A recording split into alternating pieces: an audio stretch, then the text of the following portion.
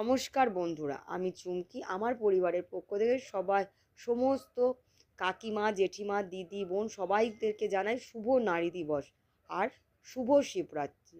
সেই উপলক্ষে আমি আজকে বানিয়েছি গাজরের হালুয়া।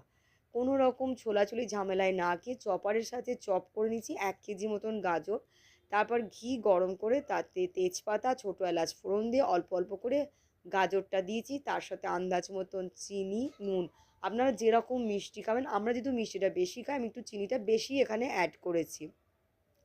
ভালো করে নাড়াচাড়া করার পর যখন জলটা একটু শুকিয়ে এসছে, তখন এর মধ্যে 4 চামচ গুঁড়ো দুধ মিশিয়েছি। ভালো করে নাড়াচাড়া করা যখন শুকিয়ে এসছে, তখন এর ওপর থেকে কাজু বাদাম ছড়িয়ে গরম গরম মহাদেবকে আমি নিবেদন করেছি। আপনারা কি মিষ্টি বানালেন অবশ্যই জানাবেন কমেন্টের মারফত। ভালো লাগলে লাইক শেয়ার করে দেবেন। বাই।